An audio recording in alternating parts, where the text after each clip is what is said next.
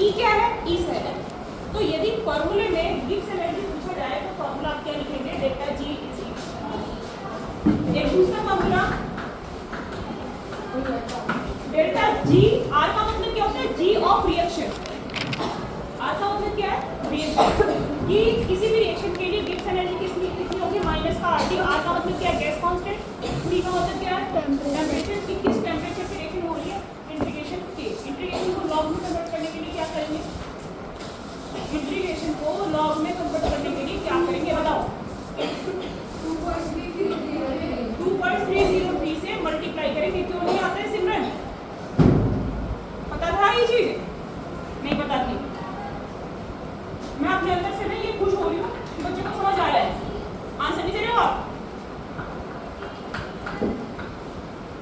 और किससे मल्टीप्लाई करेंगे, लॉग के। ये किसमें कन्वर्ट हो जाएगा, लॉग में। इंटीग्रेशन किसमें कन्वर्ट हो जाएगा, लॉग में। और कैसे कन्वर्ट होगा, जब आप इसको किससे मल्टीप्लाई कर देंगे, 2.303 से। लीजिए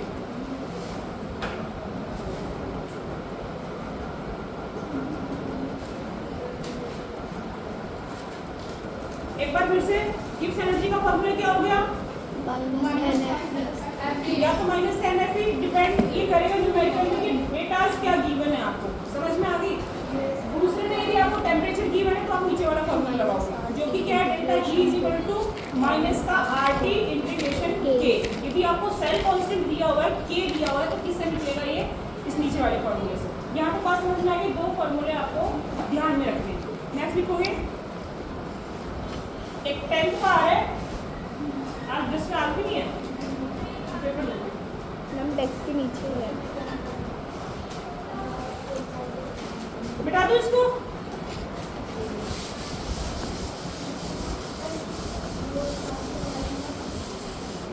बट 10th में आपने रेजिस्टेंस का फॉर्मूला पढ़ा था, R equal to rho l by A. R क्या है, ये कौन बताएगा, ये कौन बताएगा, हाँ तो रो का नाम क्या है, क्या बताओ, क्या नाम है, रेजिस्टिविटी। क्या नाम है, रेजिस्टिविटी। एल का मतलब क्या है, लेंथ किसकी, वायर।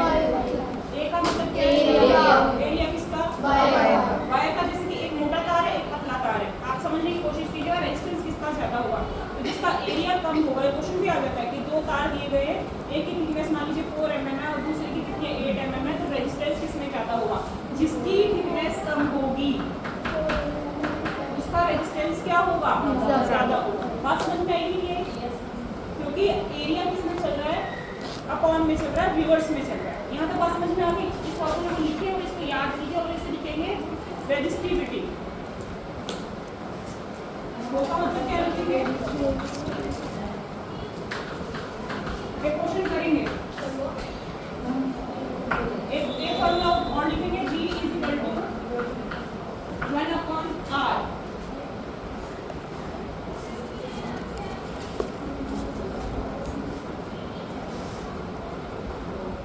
G को हम क्या करेंगे, कंडक्टेंस।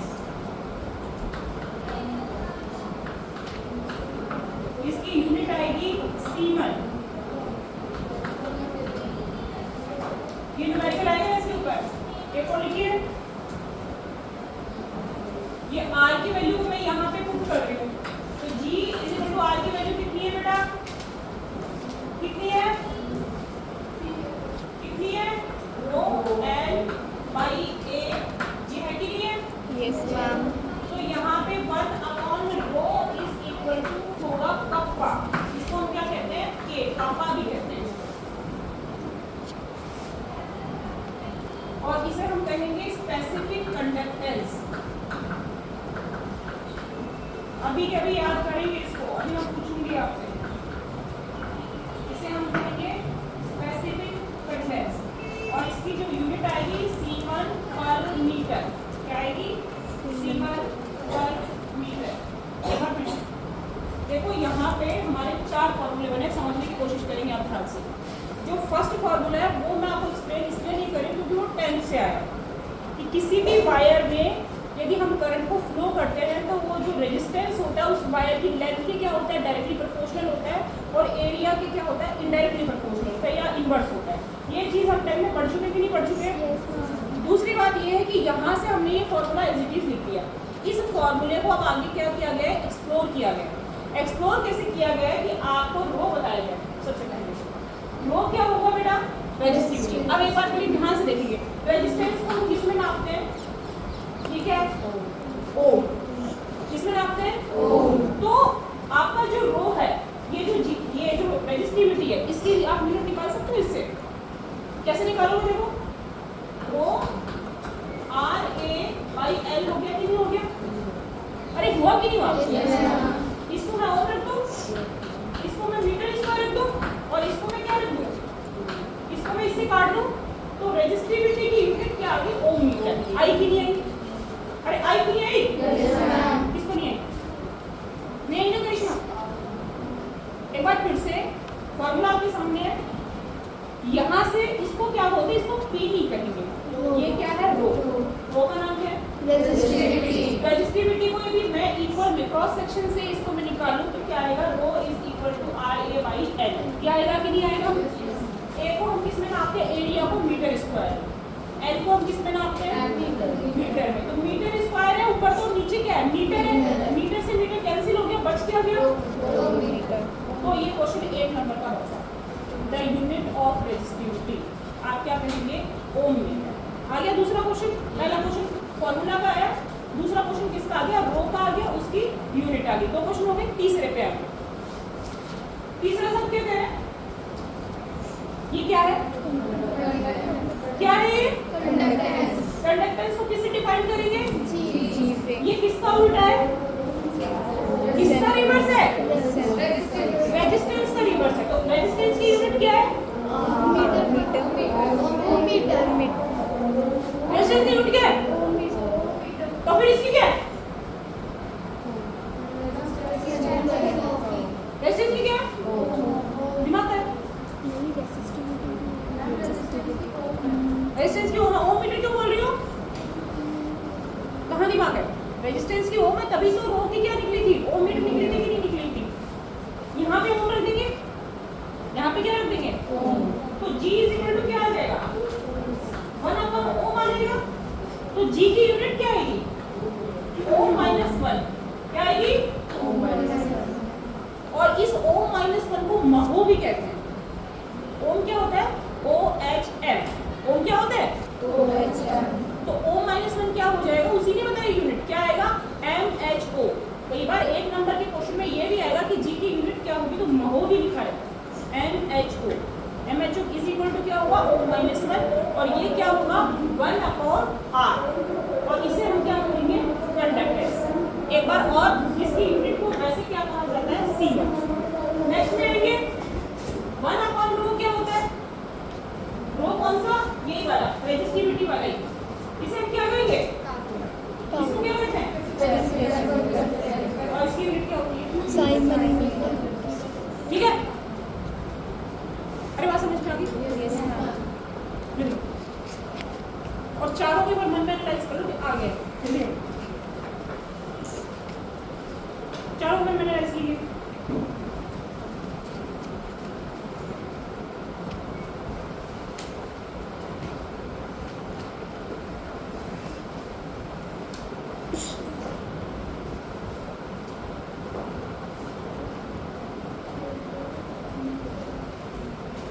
अच्छा, सीमेंस और महो दोनों इक्वल है कि नहीं है, सीमेंस भी वही बात है, महो भी वही बात है, और ओम पर मीटर भी वही बात है। बात समझ में आई कि नहीं, मैं रेस्पॉन्स तो दूं, नहीं आई तो वापस बता दो, रेस्पॉन्स दो। अभी देखो, अब आप एक काम करो, आपने ये सारा लिख लिया ना, अब आप अपनी अपनी कॉपी में फॉर्मूला लिखो। आज का लिखो पहले, तो मीटर के, ठीक है, फिर रो का लिखो, फिर जी का लिखो, और फिर कापा का लिखो, और इनकी यूनिट भी लिखो। अभी भी लिखो, सारा याद हो जाएगा। ये क्वेश्चन करो बेटा, नाम भी बनाएंगे सारे। कई बार ऐसा चांसेस कम है कि कंडक्टिंग के सेल का डायग्राम आता हो, लेकिन फिर भी बनाना है सेल पर आएगा। अनुराधा ऐसे मुंह मुझे ना पढ़ना तो पड़ेगा बेटा। दूसरी ना मिनट में पूरे मैंने ये भी बता दिया कि फेल होते हैं टेंथ नहीं है ये।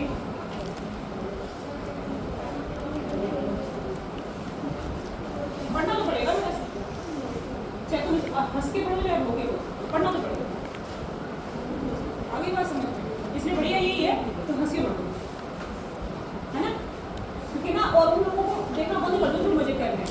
अभी आपने क्या बताया, कंडक्टिविटी सेल। हाँ, कंडक्टिविटी सेल, ठीक है। तो ये आएगा आपका प्लेटिनम इलेक्ट्रॉन।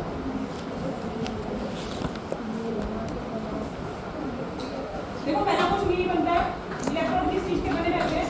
प्लेटिनम के। ये कनेक्टिंग वायर्स कर देंगे हम इसमें, और इस तरीके से कुछ ये बैठता है ऑपरेटर।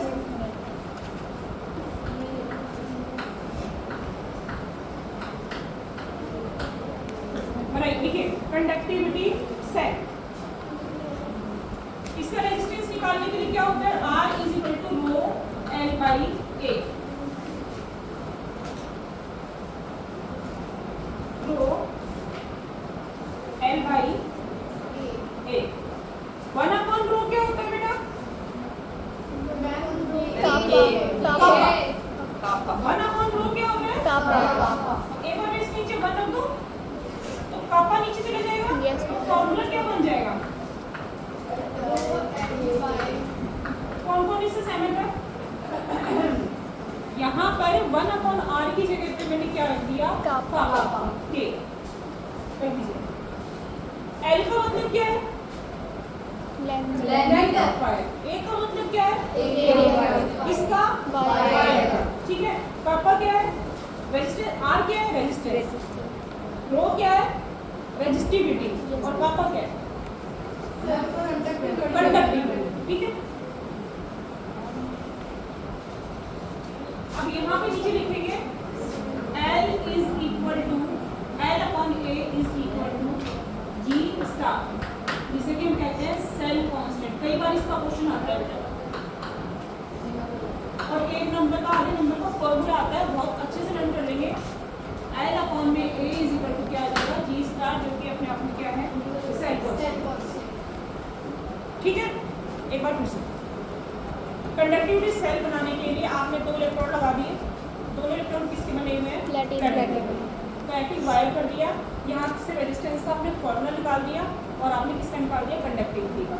L/A को हम क्या कहते हैं? सेल कांस्टेंट, और इसको हम किससे डिनोट करते हैं? G star. फॉर्मूला आगे तीनों फिर बनाइए। मैं किसको मिटा दूं क्या बेटा? इस डायग्राम को मिटा दो। इसको हमने बना लिया। ठीक है, कोई बात नहीं। दूसरे अब एक क्वेश्चन करेंगे।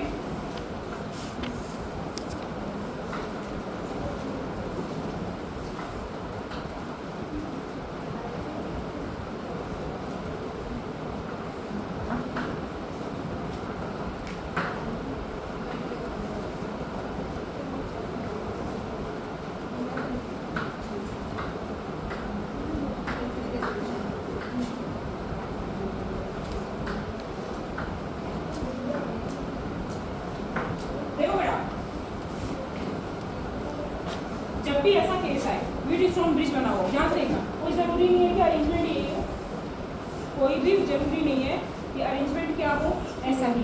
बात समझ में आ गई? आपको ये देखना है कि आमने सामने क्या है, इसके सामने क्या है, इसके सामने क्या है, ठीक है। तो यदि मुझे R2 निकालना हो, ज्यादा वहां पर क्या होता है, इतना टाइम नहीं होता केमिस्ट्री के पेपर में। आपको थोड़ा बहुत केमिस्ट्री का पेपर आता होता है ना, तो बहुत ज्यादा टाइम नहीं होता कि आप चीजों को क्या कर रहे हो, निकाल रहे हो। समझ में आ रही? तो यहाँ पे हम डायरेक्ट इसको क्या करेंगे कि R2 = निकालना हो, तो इसके सामने वाली चीज कहाँ पे जाएगी बेटा? नीचे। कहाँ पे जाएगी फॉर्मूले में? नीचे। और ऊपर क्या जाएगा? R1। के आपके एनसीईआरटी में इतना डेरिवेशन नहीं है, तो मैं इसको आपको डायरेक्ट करा दूँ। ऐसे निकालना। एक क्वेश्चन मैं आपसे पूछती हूँ, मान लो इसका निकालना है, तो कैसे फॉर्मूला बनाओगे? R3। हाँ, R2 नीचे, R1 R4 मल्टीप्लाई। बात समझ में आ गई? Yes ma'am. बना।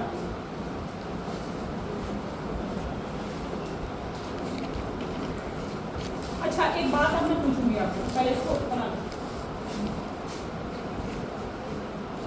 एक जो है ना नमक का पानी है, ठीक है, मान लो कि एक बीकर में 100 ml पानी है और उसमें आपका 10 ग्राम क्या है, सॉल्ट है, ठीक है। अरे बात समझ में आई कि नहीं? उसी बीकर के अंदर यदि मैं 100 ml की जगह उसे कितना कर दूँ, 200 ml कर दूँ और वही 10 ग्राम क्या है, सॉल्ट है, कंडक्टिविटी किसकी ज़्यादा होगी, सोच के बताइए। दूसरे केस में क्या किया, वॉल्यूम बढ़ाया, दूसरे केस में क्या है, वॉल्यूम बढ़ाया, कंडक्टिविटी किसकी ज़्यादा होगी?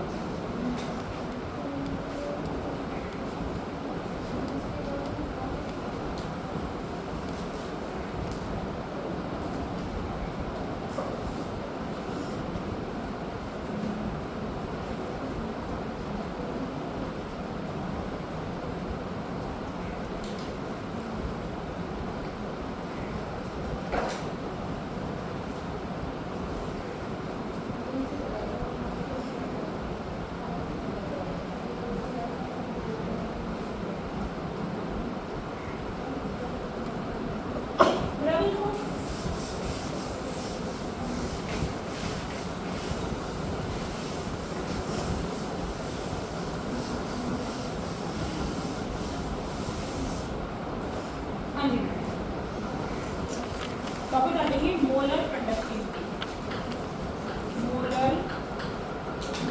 अब क्वेश्चन वापस से मेरा भैया कंडक्टिविटी को ऐसे नोट कर उल्टा और इसके नीचे मोलर पूछा है तो क्या लगा देंगे, लिमिटिंग पूछेगा तो उसको नॉट लगाएंगे, अभी लिमिटिंग नहीं पूछेगा। अब आप मेरी बात ध्यान कि कंडक्टिविटी किस पर डिपेंड करती है। कंडक्टिविटी का मतलब क्या है, करंट का इजीली फ्लो होगा, से सही है बात। कंडक्टिविटी का मतलब क्या है, आयंस का इजीली फ्लो होगा। आयंस इजीली फ्लो कब होंगे, जब रेजिस्टेंस कम होगा, जब क्या होगा, और इजीली फ्लो कब होंगे, जब आयंस क्या होंगे, आपस में डिस्टेंस में होंगे। ये बात आपको समझ में आई कि नहीं?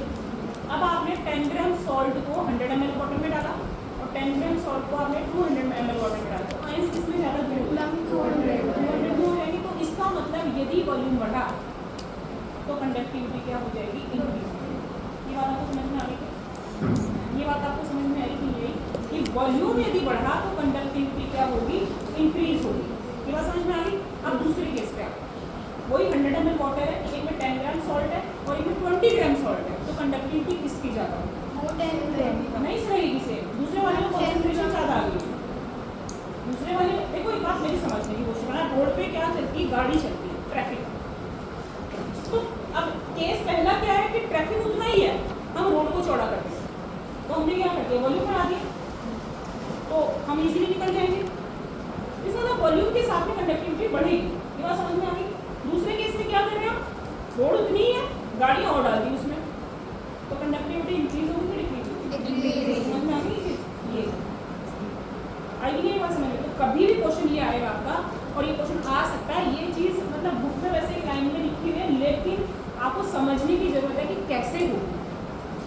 तो वॉल्यूम बढ़ेगा तो कंडक्टिविटी क्या होगी, इंक्रीज होगी। कॉन्सेंट्रेशन बढ़ेगी तो कंडक्टिविटी क्या होगी, डिक्रीज। तो मैं ये लिख दूँ, ये मैं लिख दूँ, कोई डाउट है यहाँ पे? डायरेक्टली प्रोपोर्शनल टू क्या हो जाएगी, ये इनवर्सली प्रोपोर्शनल टू कंडक्टिविटी। और ये क्या चीज़ है, ये क्या चीज़ है, मोलर में इसलिए किया गया है क्योंकि हम केमिस्ट्री में कॉन्सेंट्रेशन को किस में नापते हैं, मोल्स में। तो ये क्या होगी, अपनी मोलर कंडक्टिविटी। यहाँ तक बात समझ में आई कि है? एक बार के लिए इसको लिख लो, फिर एक बार हम वापस आते हैं फ्लैशबैक में।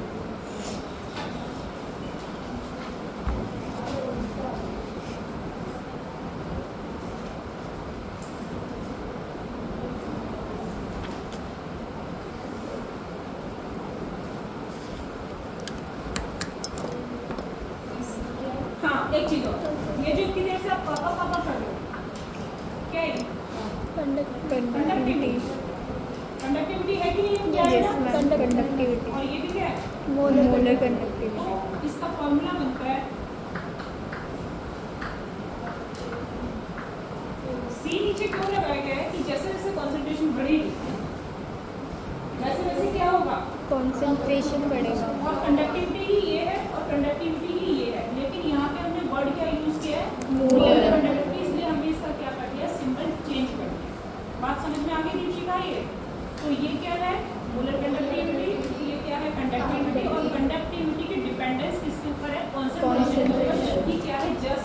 रिवर्स है, क्योंकि क्या है क्वेश्चन बनेंगे। अच्छा लिख लिया आपने। अब एक बार के फ्लैशबैक में आते हैं, सब अपनी अपनी कॉपी सामने रखेंगे और देखेंगे आर का फॉर्मूला क्या है। जल्दी देखिए, जल्दी एक मिनट में आपने वॉइस का हाँ रो का फॉर्मूला R A by ठीक है। रो की यूनिट क्या है?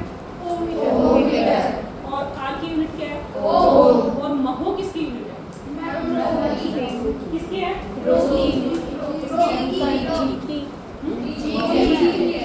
और के क्या है? और के का फॉर्मूला आपको पता है क्या? समझ में आ गई? मोलर कंडक्टिविटी को किससे डिफाइन करेंगे? मोलर कंडक्टिविटी को किससे रिप्रेजेंट करेंगे? लैम्डा करते हैं, इसको लैम्डा है।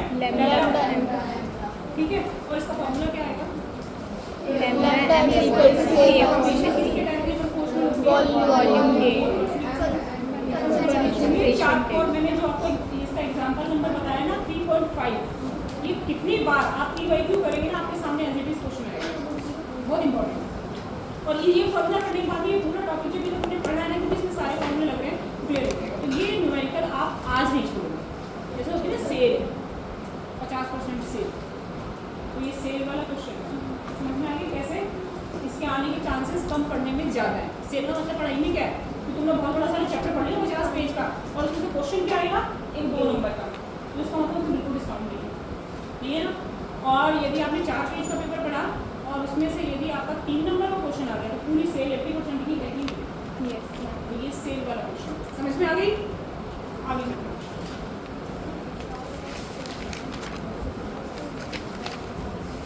हाँ, तो अब आप आ जाते हैं पॉल एराउश लॉ पे।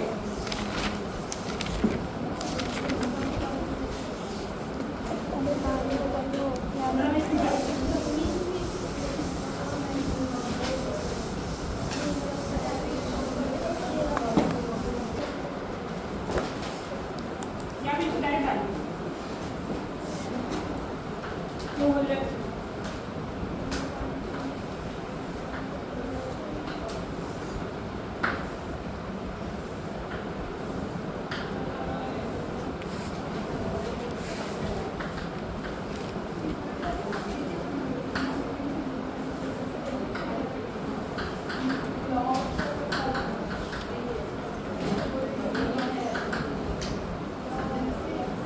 बहुत ही ज़्यादा इजी है, इतना ज़्यादा इजी है कि आप सोच नहीं सकते। हाँ, सबसे पहले एक मान लीजिए कर्व आता और एक नंबर का एमसीक्यू आता, सामने बच्चे सारे ध्यान से देखेंगे। एक नंबर का एक एमसीक्यू आता है, एक ग्राफ बनाओ, ध्यान से बनाना, जो हमने पिछला पढ़ा है उसी के ऊपर है ये। यहाँ पे लगी हुई लिमिटिंग मोलर कंडक्टिविटी, समझ में आ गई? और यहाँ पे लगी हुई कॉन्सेंट्रेशन C1/2। ग्राफ को पूरा करना बिना देखे बताइए कैसा है आपके हिसाब से, तुक्का मार लीजिए।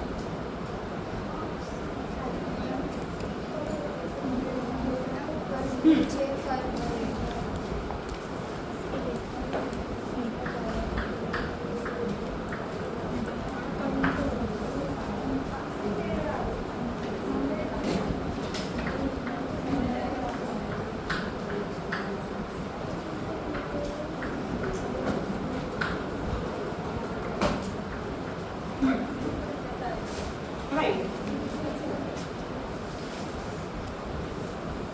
ऐसा आएगा या ऐसा आएगा? इतना होता है ना, ऐसा आएगा, क्यों आएगा? क्योंकि कम हो गई। लेकिन पावर कितनी है? ठीक है। यदि ऑप्शन में ऐसा दिया हुआ हो, ऐसा नहीं देगा, बाई चांस दे भी तो आपको ये पता होना चाहिए कैसा आएगा, पैराबोला में आएगा, डिक्रीजिंग। समझ में आ गई? अरे बात समझ में आएगी? ऐसे आप याद कर लेंगे। और उसके बाद में मैं एक क्वेश्चन आपसे पूछूंगी, लिमिटिंग का मतलब क्या होता है? लिमिटिंग का मतलब लिमिट हो गया कि जैसे मैंने 4 लड्डू खाए, फिर मुझे एक इच्छा हुई कि मैं एक और खा लूं, फिर इच्छा हुई कि मैं एक और खा लूं, और फिर फाइनली एक और खाने की इच्छा हुई, फिर आधा खाने की इच्छा हुई, फिर इतना सा खाने की इच्छा हुई, फाइनली ऐसा हो अब नहीं खा सकता। लिमिट समझ में आ गई? तो यहाँ पे भी लिमिट करती है। हाँ, मोलर कंडक्टिविटी। एक बार इस फॉर्मूले पे वापस आ जाओ बेटा। ये हम पिछला फॉर्मूला लिख रहे हैं। Yes. अभी हमने मोलर कंडक्ट ये हमने अभी फॉर्मूला बनाया के A by L. L by A by L. A by L क्या होता है बताओ? के ए इसके को भूल जाओगे। ए बाई एल क्या होता है? एरिया को ये उसका ना मैथ्स का क्वेश्चन है। एरिया को जब हम लेंथ से डिवाइड करते हैं तो मैथमेटिक्स का 7th क्लास का एक फॉर्मूला बनता है। हिंदी में बताओ, क्षेत्रफल अपॉन में लंबाई इज इक्वल टू आयतन वॉल्यूम। होता है कि नहीं होता है? मैंने बताया कि नहीं? Yes, ma'am. वही है। यहाँ पर लिमिटिंग मोलर कंडक्टिविटी को के इक्वल इसलिए बताया गया है क्योंकि लेंथ को 1 माना गया है, इसे भी कितना माना गया? 1 माना गया है। तो limiting molar conductivity is equal to क्या होगी? के होगी। तो आप यहाँ पे ये भी लिख देंगे, के इज इक्वल टू कितना आ जाएगा? 1 मीटर स्क्वायर और एल इज इक्वल टू कितना आ जाएगा? 1 मीटर। आगे बात समझ गए? तो इसलिए limiting molar conductivity is equal to क्या आ जाएगी? के। ग्राफ का क्वेश्चन हो गया, ये हो गया। अब मैं आपको बताती हूँ कि लिमिटिंग मोलर कंडक्टिविटी क्या होगी। देखो कि आपने एक बार ध्यान से सुनेंगे कि आपने क्या किया, वही हम सॉल्ट पे आ जाते हैं। अभी हमारे पास में 10 ग्राम सॉल्ट कितने में था? 100 ml वाटर। हमने वाटर को कितना कर दिया? 200 कर दिया। तो कंडक्टिविटी क्या हो गई? इंक्रीज हो गई। फाइनली हमने क्या किया? 300 किया, तो कंडक्टिविटी फिर क्या हो गई? इंक्रीज हो गई। जैसे जैसे वॉल्यूम बढ़ता जा रहा है, कॉन्सेंट्रेशन कम होती जा रही है कि नहीं जा रही है? कैसे होती जा रही है? जैसे कि आप चीनी वाला पानी पीते हैं, जैसे जैसे पानी बढ़ाते जाएंगे तो चीनी का स्वाद कम होने लग जाएगा। एक टाइम ऐसा आएगा कि आपको चीनी का स्वाद आएगा ही नहीं, डाइल्यूशन यदि आप करते रहेंगे। यही वो स्थिति होती है लिमिटिंग वाली। तो इसमें भी यही केस आएगा कि एक स्थिति पर आकर के मोलर कंडक्टिविटी क्या हो जाती है? स्टेबल हो जाती है। ये हो रही है ना कोई ये वाली, ये क्या हो गई है? Stable. तो वो वाला केस कहाँ पे होता है? जब कॉन्सेंट्रेशन अप्रॉक्स टू कितनी हो जाती है? 0 हो जाती है। कॉन्सेंट्रेशन आप समझ में आ रही है? कॉन्सेंट्रेशन अप्रॉक्स टू 0 का मतलब क्या है कि आपने मान लो कि शुगर सॉल्यूशन बनाया, 100 ml में बनाया, उसमें शुगर उतनी है, आपने फिर उसको कितना कर दिया? 200 कर दिया, फिर आपने उसको 500 कर दिया, फिर आपने उसको 1000 कर दिया। एक स्थिति ऐसे है कि शुगर का टेस्ट हमारा हो जाएगा, होगा कि नहीं होगा? इस स्थिति में कॉन्सेंट्रेशन कितनी होगी? 0 होगी कि नहीं होगी? तो आपको पता ही नहीं चलेगा कि इसमें शुगर ठीक है। ये बात समझ में आ गई? तो वहाँ पर ये मोलर कंडक्टिविटी क्या हो जाती है? लिमिटिंग मोलर कंडक्टिविटी हो जाती है, जिसे कि हम किससे डिनोट करते हैं? लैम्डा नॉट एम से। किससे डिनोट करते हैं? Lambda not M. ठीक है। अच्छा, एक चीज और, एक क्वेश्चन आएगा वीक इलेक्ट्रोलाइट और एक क्वेश्चन आएगा स्ट्रॉन्ग इलेक्ट्रोलाइट। तो वीक इलेक्ट्रोलाइट का मतलब क्या है? जिसके अंदर की आयोनाइजेशन क्या हो? कम। जैसे कि वीक इलेक्ट्रोलाइट का एग्जांपल बताओ, बताओ। NH4OH है, ठीक है। इसके अंदर मैं क्या डाल दूं? एसिड डाल दूं। ये दोनों वीक है, ये दोनों क्या है? Weak. ये तो वीक वाले होंगे। स्ट्रॉन्ग वाले क्या होंगे? वे इसको स्ट्रॉन्ग और इसको वीक क्यों कह रहे हैं? उसमें क्या होगा कि दोनों मिलकर के क्या बनाएंगे? एक सॉल्ट बनाएंगे। सॉल्ट भी मैं आपको बता देती हूँ कौन सा बनाएंगे। ये बना देंगे, ठीक है। अमोनियम एसिड बन गया। ये क्या बनाए? NaCl। इसको वीक क्यों कहा है? इसको स्ट्रॉन्ग क्यों कहा है? वीक क्या होते हैं? इजीली डिसोशिएट नहीं होते। इजीली क्या नहीं होते? डिसोशिएट। स्ट्रॉन्ग क्या होते हैं? Easily dissociate. डिसोशिएट का मतलब आयन से। डिसोशिएट का मतलब क्या होगा? आयन से। बस समझ में आ रही है बात? Yes, ma'am. तो ये क्या होगा? Weak electrolyte. और ये क्या होगा? Strong electrolyte. और इसमें आप लिखेंगे इजीली डिसोशिएट।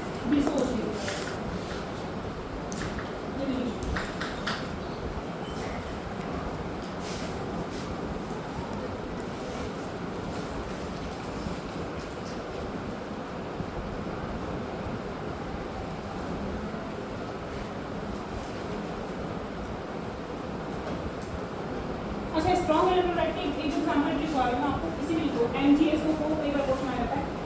MgSO को भी स्ट्रॉन्ग इलेक्ट्रोलाइट है और CaCl2। CaCl2 क्या होता है? या CaCl2 नाम है Calcium chloride. हाँ Calcium chloride. हाँ। मैग्नीशियम सल्फेट, कैल्शियम क्लोराइड और साथ में क्या हो गया तीसरा बेटा NaCl। ये स्ट्रॉन्ग इलेक्ट्रोलाइट थे, आप क्या लिखेंगे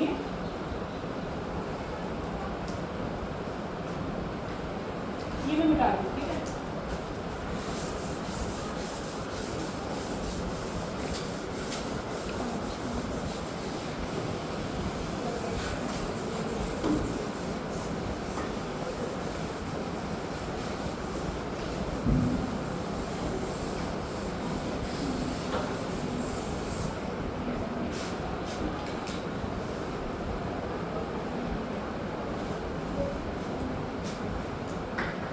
डालेंगे for strong electrolyte lambda m is equal to lambda nought n minus a c की पावर 1/2। c का मतलब क्या है कॉन्सेंट्रेशन है, a का मतलब क्या है कांस्टेंट, जो अलग अलग इलेक्ट्रोलाइट्स के लिए अलग अलग होगा।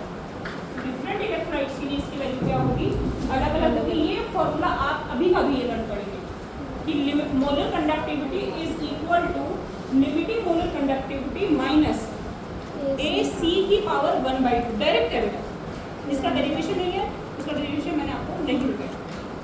एक बार फिर से lambda m is equal to क्या है AC की पावर AC की पावर कितनी आ जाएगी जहाँ पर A जो है एरिया नहीं है कांस्टेंट है और ये डिपेंड किसके ऊपर करेगा कि किस इलेक्ट्रोलाइट में रिएक्शन हो रही है और इलेक्ट्रोलाइट कौन से वाले हैं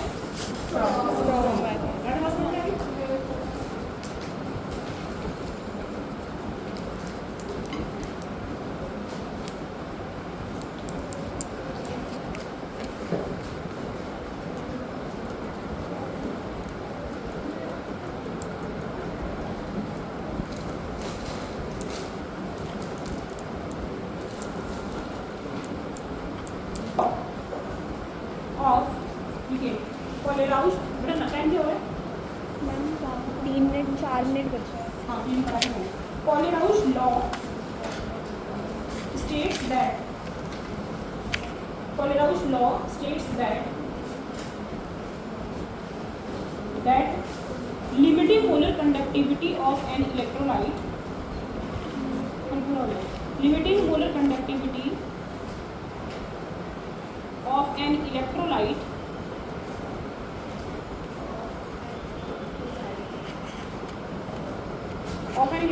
can be represented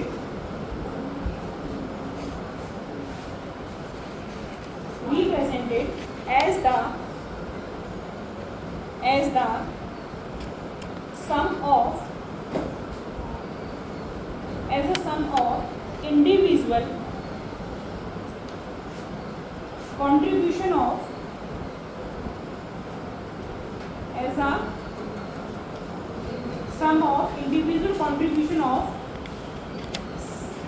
anion and cation of electrolyte.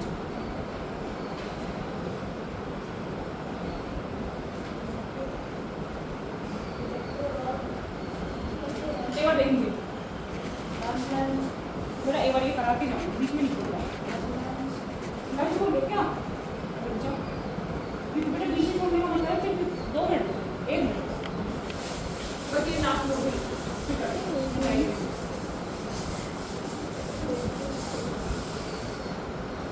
देखो बेटा NaCl दे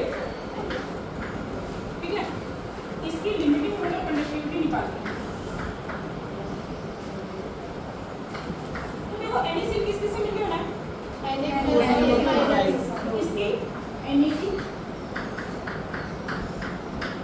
और Cl ऐसे ठीक है मतलब इसकी लिमिटिंग मोलर कंडक्टिविटी किस किस के इक्वल होगी बेटा इसको मैं y बना रही हूँ इसे v बनाऊंगा बाद में मेरा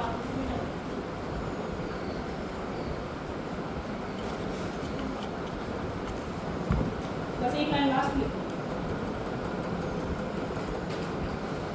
लिख दिया Yes, अब पोलेराउस ने क्या कहा था कि मैंने तो बता दिया लेकिन तुम तो प्रैक्टिकल तो करने से रहे तुम्हें तो क्या करना है थ्योरेटिकल क्वेश्चन करना है उसने आपको एक हिंट भी दे दिया मतलब वो ये कह रहा है कि मैंने सारा प्रैक्टिकली आपको बता दिया है कि लिमिटिंग मोलर कंडक्टिविटी किसके ऊपर आपने स्ट्रॉन्ग इलेक्ट्रोलाइट ले लिया और स्ट्रॉन्ग इलेक्ट्रोलाइट तो क्या हो जाता है, इजीली डिसोशिएट हो जाता है, तो आप अलग अलग उनकी क्या नापोगे, क्या क्या मेजर करोगे, कैटायन और एनायन की जो मोलर कंडक्टिविटी को मेजर करोगे, दोनों को सम कर दोगे तो इसकी टोटल क्या आ जाएगी, ठीक है, उसे प्रैक्टिकली कर लिया। अब आपको फेस क्या करना है, आप ऐसे लिख के आओगे तो आपको क्या मिलेगा, अंडा मिलेगा 0, क्योंकि आपके सामने तो क्या पेश होगा, न्यूमेरिकल। समझ में आ गई? तो वो जो पेश होगा उसके सोल्यूशन के लिए उसने बेचारे ने एक अपना हिंट दिया, और वो हिंट कराएगा क्या नाम है, या एक मिनट क्लास में KCl माइनस NaCl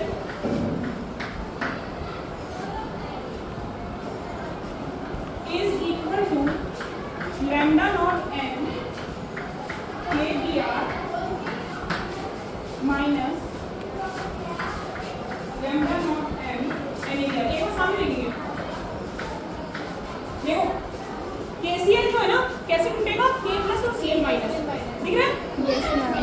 ये कैसे टूटेगा, ये कैसे टूटेगा, आगे मैं इसे शॉर्ट में बोल रही हूँ, पूरा नहीं बता रही हूँ, ठीक है ना, अब मेरा बोल रहा हूँ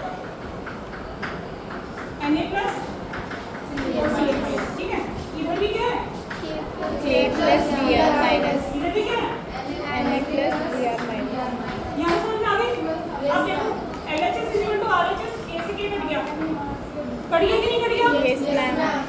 अब Cl इधर है तो इधर Cl नहीं है ना, बेटा नहीं है ना, नो मैम।